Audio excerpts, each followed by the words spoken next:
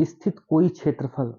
ठीक है ना, और उस क्षेत्रफल के तल के लंबवत गुजरने वाली सारी चुंबकीय रेखाओं की संख्या को हम लोग चुंबकीय फ्लक्स कहते हैं। इसे फाई से प्रदर्शित करते हैं, फाई इक्वल टू बी, ठीक है ना। तो जानेंगे, देखो किसी चुंबकीय क्षेत्र में, तो ये मान लियो कोई चुंबकीय क्षेत्र है और इसमें ए क्षेत्रफल का एक एरिया ले लिया हमने, ये एरिया ले लिया है, इसका क्षेत्रफल है ए, ठीक है ना। और ये चुंबकीय क्षेत्र में ए एरिया का क्षेत्रफल जो है वो रखा हुआ है, या तल है जो चुंबकीय क्षेत्र में रखा हुआ है। एक कोई क्षेत्रफल है जिसका एरिया है ए और ये तल है, ये तल चुंबकीय क्षेत्र में रखा हुआ है और इस क्षेत्र के लंबवत गुजरने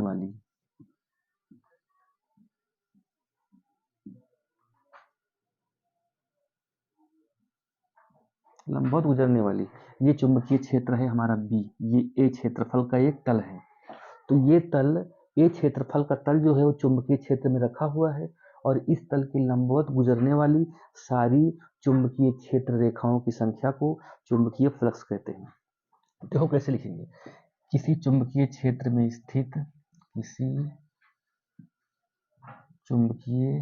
क्षेत्र में स्थित,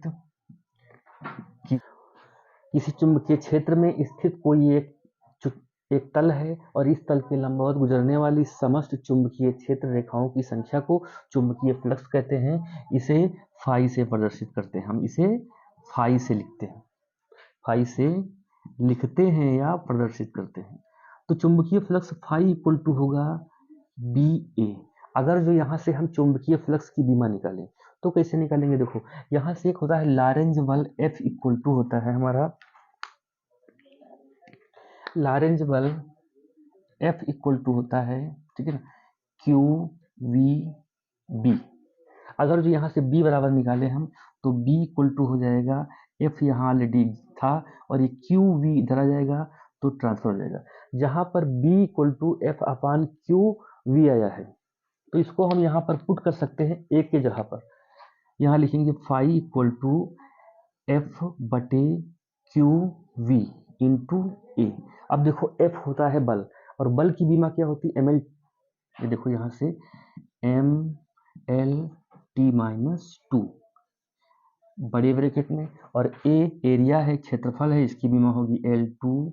ठीक है ना। और क्यू की होती है ए टी, ये आवेश है, इसकी होती है ए टी, और वी की होगी एल टी माइनस वन, ये हो जाएगी। अब यहाँ से अगर जो इसको हम और आगे लिखें तो देखो यहाँ से M L T minus two है, एल टू है, तो ये क्या हो जाएगा, एक एल टू है यहाँ पर, एल है तो ये एल थ्री हो जाएगा, ठीक है ना। और ये अगर जो ऊपर जाएगा एग्जैक्टली हम देखो लिख सकते हैं इस तरीके से, एक बार इसको बढ़ा लेते हैं, यहाँ पर दिख रहा है, लिख सकते हैं यहाँ से, ये यहाँ से हम लिख सकते हैं अगले स्टेप में एम, यहाँ पर एल यहाँ पर 1 है और यहाँ पर 2 है, तो अगले स्टेप में क्या हो जाएगा, नीचे एल है तो एल एक और ये हो जाएगा 2l तो एल थ्री हो जाएगा, और ये एल नीचे से ऊपर जाएगा, हर में जाएगा तो एल की पावर -1 हो जाएगा, तो ये घट जाएगा तो होगा एम तो एम ही रहेगा और एल हो जाएगा 2, ml 2, ये एक एल 2l 3l हो गया, और ये L1 था ऊपर जाएगा माइनस हो जाएगा, 3l से 2 और 1 3,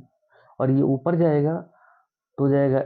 l की पावर -1 और ये L3 से घट जाएगा तो हो जाएगा L2। अब क्या बचा हमारे पास, T बचा,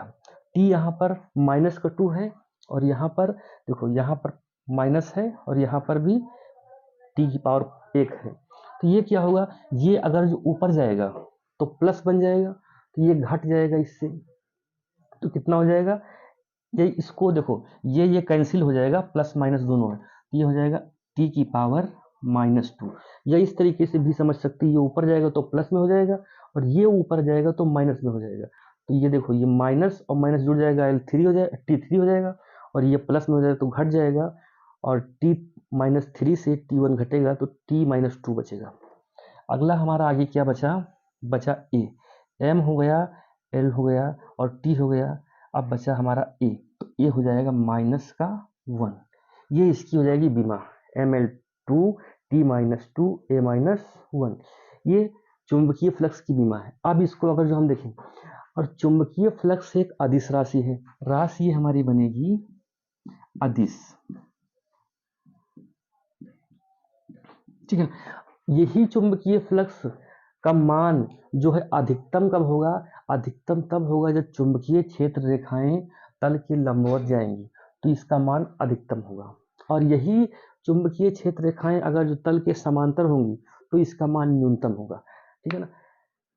तो इसका मान न्यूनतम होता है अगर जो इस चुंबकीय क्षेत्र को, यही तल है और चुंबकीय क्षेत्र रेखाओं को किसी एंगल पे हम झुका दें तो इस